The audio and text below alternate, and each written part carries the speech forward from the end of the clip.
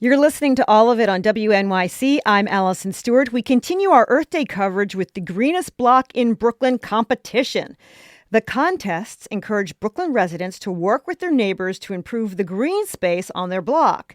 That can be through tree bed care, beautiful front yards, community garden spaces, window boxes, and a whole lot more. Sign-ups for the competition are now underway and are open through May. To register now, you can head to the Brooklyn Botanic Gardens website. But first, joining me now to discuss the competition is Jibreel Cooper, Community Program Manager at the Brooklyn Botanic Garden. Hey, Jibreel. Hey, Allison, how are you? Nice to meet you. And here to give us listeners some urban gardening tips is Shauna Moore, Director of Horticulture at the Brooklyn Botanic Garden. Hi, Shauna. Hi, Allison. Listeners, what questions do you have about urban gardening here in New York? What have you done to make your block more green? Maybe you've even participated in the Greenest Block in Brooklyn contest. We are taking your questions and stories about urban gardening. The phone number is 212-433-9692, 212-433 WNYC. So, Jibril, what are the goals of the Greenest Block in Brooklyn competition? Thank you for asking that, Allison. The goals of the Greenest Block in Brooklyn competition are really rooted in community building and education. We like to say that this is a educational program and a community building program disguised as a contest. We really want people out and talking with their neighbors, sharing gardening tips, just becoming more tight-knit and close together as communities. Of course, wonderful, like very visually pleasing gardening goes on with Greenest Block as well. And that's something we're always really pleased to see and very proud of. A lot of our blocks and our gardeners are very proud of. But truly, the goal is like community building, share some gardening tips with your neighbors, make a new connection, and just bring your community together under the banner of gardening and greening. Shauna, what do you think is special about this competition? Oh, it is so special. Not only the longevity and the history of the competition, it's just amazing to see the diverse blocks, diverse plantings, children, all types of neighbors and community members coming together to make their block green. There's a lot of pride and a lot of beauty. Jibril, sometimes it's hard to get a bunch of New Yorkers to do the same thing. What are some tips that you have for getting your neighbors on board with this project? You know, one of the things that we've heard from our block captains out in like Flatbush is just start with saying hello. Uh, Saying hello can go a really long way. It can spark a new connection. Yes, it can. There can be challenges with getting folks to work together towards one goal, but the Greenest Block in Brooklyn contest is not something where we're expecting you to have like a huge group coming into it. This is all about like slow, sustainable growth. So you make a friend with like a new neighbor one year, and then next year that grows into, let's say, four people. It goes from two people to four people to eight, and now you're really getting some groundswell activity. And that sort of excitement is contagious, and that's how you really start to get the ball rolling with a community effort like that. Shauna, what's great about gardening with a group? You can share plants, you share ideas. Teamwork is dream work, I guess, as we say. And I think you can motivate each other working in a group. Jibril, why is it important to green your block? Why there's so many reasons why it's important to green your block. I'm glad you asked. Hmm. First off, there's the community building aspect of it, of just getting out with your neighbors and working together towards this common thing of like stewarding your environment, stewarding your surroundings, and taking care of the place that you live. There's also health benefits of greening your block. If we talk about things like the urban heat island effect, having more flora on your block, more plant life on your block cools your block during like those hot summer months. So when you have a block that is just concrete and asphalt, we tend to notice higher temperatures there, and Mm. that affects other things. That affects the life expectancy in like certain neighborhoods as opposed to other neighborhoods. So when you have a green block, you also have a healthy block, a block that like people really enjoy being on. People really want to like sit down, like take their time and admire nature, and also the ecological effects of greening your block when you do it in a sustainable manner and you're using plants that are native to this ecosystem. It has immense ecological effects when you're planting things like pollinator-friendly plants that support our native wildlife. Shauna, some people might be hearing this and they may not have a whole lot of experience with gardening. How should they start? Oh gosh, there are obviously tons of books, tons of classes one can take, but joining a community garden is a really great way to start. I think all gardeners are very eager to share their information and experience in the garden. So just, go for it. Get your hands in the dirt and empower yourself to start growing. Jibreel, for the Greenest Block Prize, what kind of things are you and the judges looking for? Well, we're looking for when evaluating Greenest Block. Of course, I don't personally judge the contest. We Okay. hire folks for that, but uh, what we're looking for is community togetherness. We want to see like blocky unity that's evident through the plantings. If you have like a repeating plant on your block, that's like your thematic plant per se. That's something Hmm. that's really cool. We like seeing intergenerational activity going on. So we have blocks that have like children's libraries and like all like children's gardens in different spots and places. We like seeing good street tree bed care. That's a big thing on our team, and that we're always trying to push is just like take care of your street trees and how you're doing that. We like seeing native plants, plants that support our local pollinators and wildlife. We like seeing sustainable practices like upcycling Hmm. and like pollinator hotels, bee hotels, and things like that, or birdhouses. Anything that like really all these things come together to support and like factor into the score for Greenest Block. But yeah, there's a lot that goes into it, but that's just some of the things.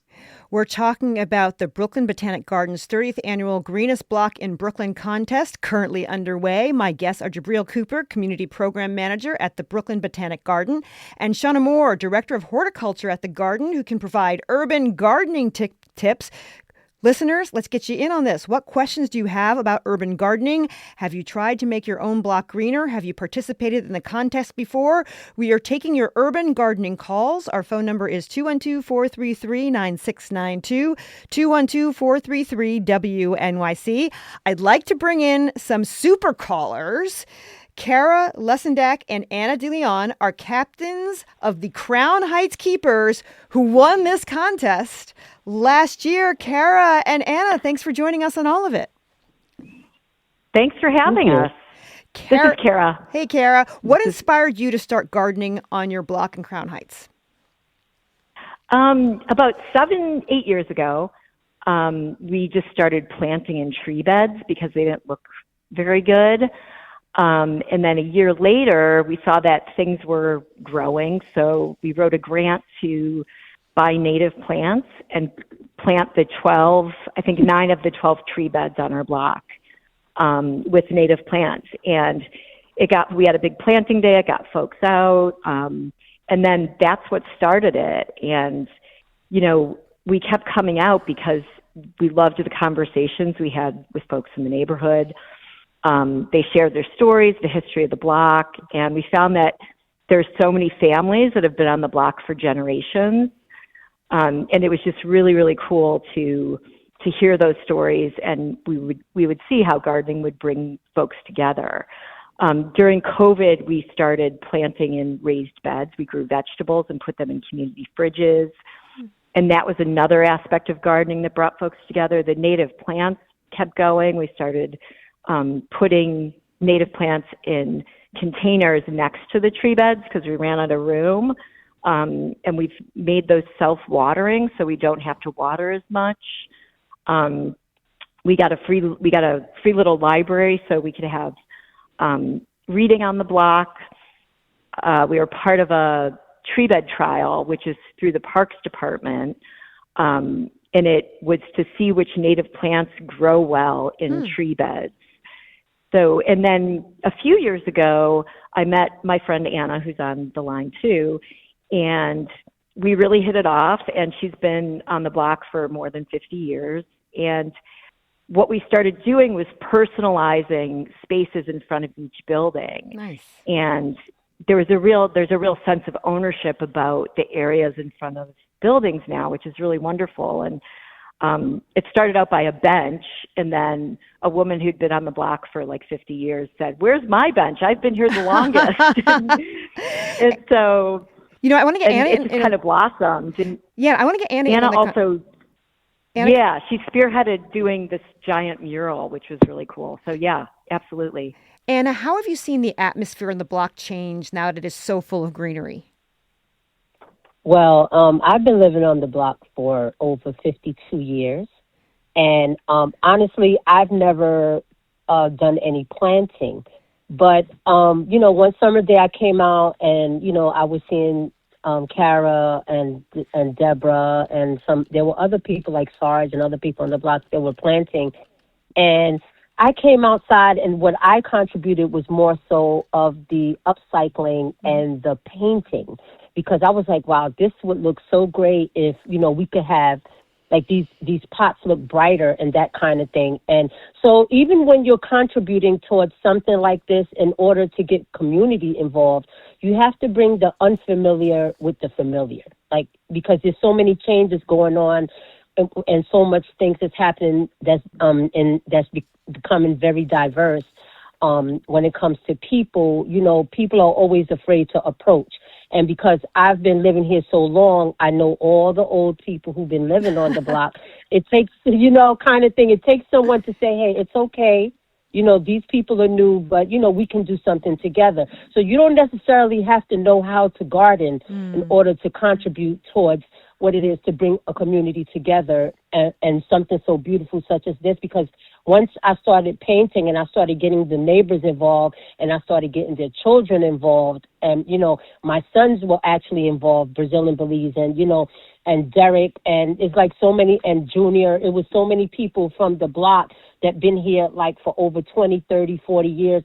And if they see me doing something, then I got them to come out. I would do things for them that they like. I would play music and be like, come outside. We're going to listen to music.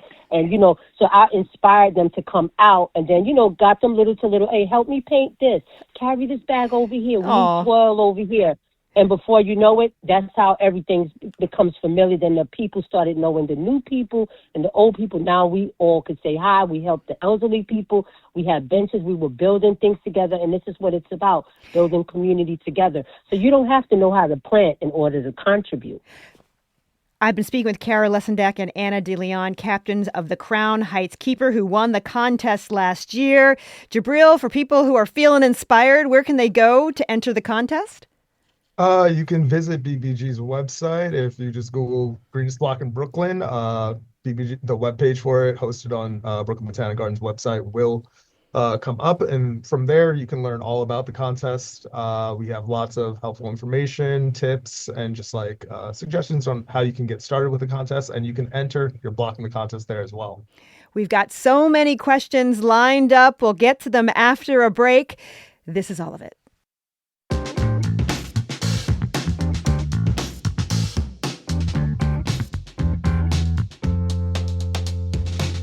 You're listening to All of It on WNYC. I'm Allison Stewart. My guests are Jibreel Cooper and Shauna Moore of the Brooklyn Botanic Gardens.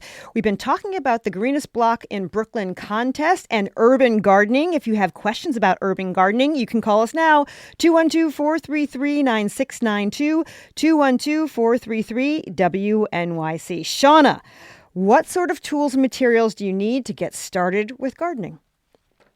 Well, our hand tools are very, very specific to specific people. Everybody has their personal preference on how they want to weed and what they'd like to weed with, whether it's an asparagus knife or a soil knife or a hand trowel. I think you need a really good set of hand pruners, hand trowel, and I would say a really good shovel to begin with. You need great soil, and so making sure that you have really healthy soil and that it's tested and amended with lots of good organic matter. That's where you start.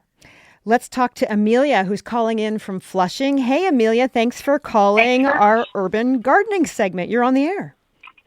Hello. Thank you, Allison. I just wanted your panel to possibly address gardening etiquette. Oftentimes, new gardeners who are not familiar with the process don't understand that they shouldn't attempt to plant in areas that have already been cared for or are previously planted.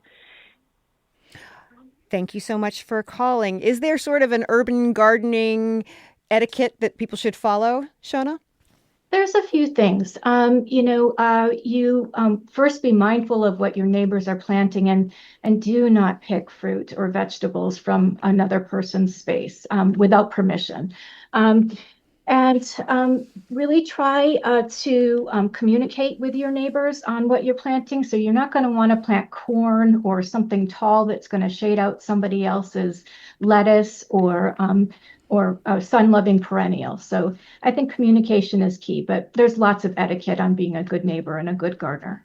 Let's talk to Deborah from Westchester. Hey, Deborah, thank you for calling. All of it, you're on the air. Thank you so much for taking my call. I just have a funny anecdote from the mid-90s, late 90s. I was the government affairs director under Judith Zook, and I worked closely with Ellen Kirby from the Greenbridge program. She started the Greenest Block in Brooklyn program. And one of the first years that we were out judging, I remember we had quite a predicament because we went to one block and there was a house fully planted with plastic flowers everywhere. And we realized after that she had to change the rules a little bit because it hadn't specifically said it had to be live matter. So it's just sort of a funny story that I will never forget. Oh, thank you for calling in. Yeah, Jibreel, are there certain rules that you should follow for the Greenest Block in Brooklyn? Yeah, I mean, Greenest Block in Brooklyn rules. So if you're a residential block entering the contest, we judge both sides of the street, from like cross street to cross street. If you're a commercial block entering the contest, we'll just judge the side of the block that your business or establishment is on. In terms of other rules, like regarding like plastic flowers and things like that, we don't take points off for that, but we also don't give points for plastic flowers. We understand some people want to be able to participate in their own way. Not everyone can like really do all the gardening and planting, so we'll put out something showy like plastic flowers, and that's their thing. We're not going to knock them for it. We just can't award points for it or anything. Let's talk to Michelle in Astoria. Hi, Michelle. Thanks for calling All of It. You're on the air. Hi, Allison. Thanks for taking my call. My question is I know this is about the Brooklyn Greenest Block, but I'm wondering if anyone can give me advice on how I could possibly make this happen in Queens. I do a little bit of gardening for empty tree pits to try to make my block look a little bit nicer, but I would love it if it could spread to our borough. So if they think maybe I should reach out to the Queens Botanical Garden or some local community gardens to get some motivation behind it, I would love to see it happening in Queens as well. Thank you for your call. Do you have any suggestions how she might start this in her own neighborhood? Yeah, I mean, everyone goes about it in a different way. I can speak to the origins of Brooklyn Botanic Gardens, how like we started it. And the fact is that Brooklyn Botanic Garden didn't start the contest. This was something that was created by a block association in Flatbush, Vanderveer Place between East 23rd and Flatbush Avenue. They had their own personal contests amongst themselves, like neighbors just gardening amongst themselves. And they would invite a BBG official to like come and judge their contest every year. And after several years of doing that, that's when BBG was like, hey, what if we brought this idea to the entire borough? So that's one way. That's historically was something that was born of the community and something that was just born amongst neighbors, and you never know where that can lead you. The more recent anecdote is that Manhattan, or more specifically the Lower East Side, has had recently started its own contest as of last year. It's called the Coolest Block in the Lower East Side. It's run and administered by the Lower East Side Ecology Center. So that's something that they have, at least as far as I understand, like they're bringing out to like the gardeners that they know in that neighborhood, and they're trying to grow it from there. So there's different ways. There's no one size fits all.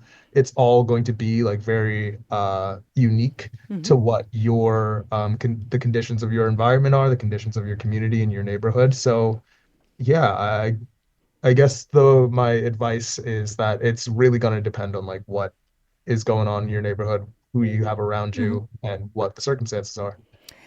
Sean, I have a question for you. This came in via text. What's the best way to care for tree beds and also accommodate the many four-legged friends on our street that understandably have bodily needs that they might compromise the greenery? Oh, well, yeah, I think, it's really best practice, of course, to, pick up after your pet. We love our four-leggeds, but yeah, we do have to be mindful and clean up after our pets. So there are a lot of things that you can do, around your tree pits. You want to mulch to keep the soil really moist and protected. But avoid that volcano mulching. So any mulch that comes up and over and above the root flare that can smother the plant is not good. What are some plants that really thrive in urban gardening? Gosh, as Jibreel had mentioned, a lot of native plants thrive in urban settings. We're always looking for plants that adapt to drought tolerance and that can handle our hot summers. With the rising temperatures, plants that are low maintenance and that require less water are really great plants for urban gardens.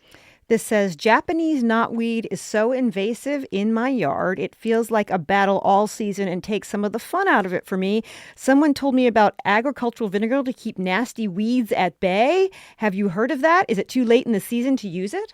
Do you know anything about this? Oh, sure. Yeah. Horticultural grade vinegar is really, really tough. And it can combat some weeds. Knotweed is also very, very tough. It's a really tricky weed to work with. And so you need a lot of patience, a lot of diligence, and you really need to actually go after that. Probably hand digging is best. Now, the vinegar is going to knock it back when it first emerges, but you're going to have to continue to spray applications probably once a week just to weaken the root system. But it's going to take you a few years to get it. This is a question, Jibril, you might want to handle this one. It says, how do you recommend changing mindsets of some neighbors who believe that a tree pit filled with cement is preferable to live plants? Well, I think it kind of goes back to like what I said a little bit earlier, is that it all starts like a conversation and all starts, you have to look at what you're doing on your block. If you're working in a tree pit in front of your house and your neighbor has cemented theirs in, you have to look at what you're doing as an opportunity for education, as an opportunity to build a connection there. Because of course people like have their reasons. A lot of folks are concerned about like rats, for example. That's often what I hear when people like fill in tree pits. Um, they have their concerns about rats and they have their concerns about like pests and other things, but yeah, it's not going to be something that you're going to change people's minds on overnight in most cases. It's going to be something that you build, and like through your actions, through your consistency, through you just showing up and continuing to do work that is good for your community and good for the city and good for the ecosystem. um, that sort of conversation will start to soften over time, and people will become like more open to like what you're saying. You're not going to convince everybody. And that's just the reality of living in community, is not everyone is going to agree with you, but it is a worthwhile endeavor because over time people generally like do will want to like listen to like what you're having to say, and learn something from that and take away from that. People want to feel involved, especially if you get like the community around you. Jibril, what special plans does the Brooklyn Botanic Garden have in store for the 30th anniversary of this competition? Oh, well, tonight, special plants. So tonight we're having our first How to Green Your Block workshop of the season. We do about three every spring. Tonight we are giving away prairie drop seed and some Labrador violet, but we have so much in store. We have heuchera, coral bells. What else? I think in the past we've given away a lot of Rudbeckia airta, black-eyed Susan, mountain mint, phlox ablata. Uh, it, asters. There's so much that we've given away over these last Hmm. several years, and so much that we have in store for this year that we're excited to get out into gardeners' hands all over Brooklyn. So yeah, drop by a workshop. You can sign up on our webpage if you haven't. This says, I participated in GBB on the block that won 2 years a row in the 90s, State Street between Hoyt and Bond. Question, I do not remember much concern for native plants back then. Has this changed? Uh, it's possible. I'm not entirely sure like what the program was emphasizing back in the day, back in the 90s. In the mid 90s, I was either just born or like a toddler. But yeah, no, I mean, even if it has like it may be something that's more comes to the forefront over like these last several years, over the last decade or so, and that is a good thing that we're supporting native wildlife, that we want to use native plants. It's always a good thing to just support the local ecosystem. So even if it has changed, like that's not a bad thing. That's a great thing. Sean, I want to get this last question in here. Someone who wants to try growing produce, what do you recommend? Produce? Produce. Now is a really good time to start seeding. Seeding some cool season crops would be a really great idea. Some lettuce, maybe some kale, things of that nature. I would recommend waiting to plant your tomatoes, melons, zucchinis until we're really free of any chance of frost. Usually that's around Mother's Day. So resist getting some of those fruits and vegetables in the ground until a little bit later. Shauna, what do you hope people learn or experience about gardening?